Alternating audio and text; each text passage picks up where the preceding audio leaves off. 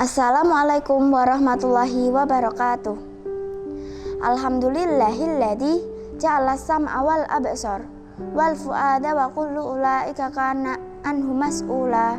Wassalatu wassalamu ala Muhammadin nabiyyan wa rasula wa ala alihi wa sahabatihi wa man nahaja manhahum ila yaumin kana fihi mas'ula. Amma ba'du. Jamaah yang berbahagia, hati dalam artian sanubari merupakan hal terpenting dalam diri manusia. Ia menjadi poros dan sentral dari seluruh perilaku manusia. Ia bagaikan raja yang menggerakkan seluruh penggawaannya. Dari hati, seluruh anggota tubuh lainnya mengambil keteladanannya, baik dari ketaatan ataupun penyimpangan. Nabi Muhammad SAW bersabda, "Ketahuilah sesungguhnya di dalam tubuh manusia ada segumpal daging. Apabila daging itu baik, maka baik pula tubuh manusia itu. Akan tetapi, bila daging itu rusak, maka rusak pula tubuh manusia. Ketahuilah sesungguhnya segumpal daging itu adalah hati. Di hati inilah dua potensi keinginan akan saling bertolak belakang, dan dua kutub akan saling bertentangan berada. Dua potensi ini mengajak kepada kebaikan atau kejahatan, ketaatan atau kemaksiatan, kecintaan atau kedengkian. Oleh karena itu, hati disebut qalbun di dalam bahasa Arab, karena litaqallubihi, cepat berubahnya. Semua itu tergantung kepada apa yang diserap oleh hati. Semakin baik asupan yang diberikan kepada hati, semakin baik pula hati mengontrol dan mengarahkan anggota tubuhnya. Inilah yang disebut dengan tazkiyah nafs, penyucian jiwa. Sebaliknya, apabila seseorang tidak mampu memberikan asupan terbaik bagi hatinya, maka hati akan dipenuhi dengan berbagai penyakit, sehingga perilaku yang dilahirkan adalah kehinaan. Dalam hal ini Allah menjelaskan dalam surah Asy-Syams ayat 7 sampai ayat 10. A'udzu billahi minasyaitonir rajim. Bismillahirrahmanirrahim. Wa nafsin wa ma sawwaha fa'alhamaha fujuraha wa taqwaha.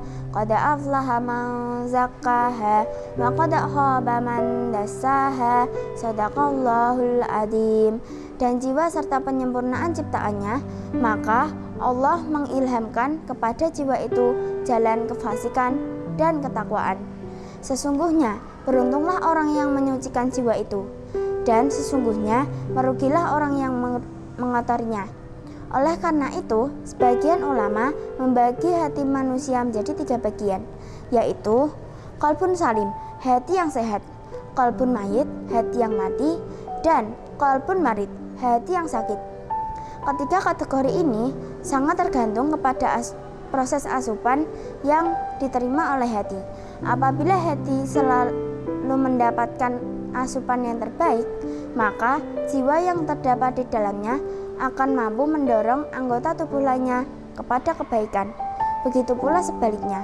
Kaum muslimin wal muslimat yang dimuliakan Allah, di bulan puasa ini kita dilatih untuk mampu melakukan proses tazkiyah nafs, menjaga hati dengan memberikan asupan nutrisi yang terbaik, dan menjaganya dari berbagai penyakit yang merusaknya.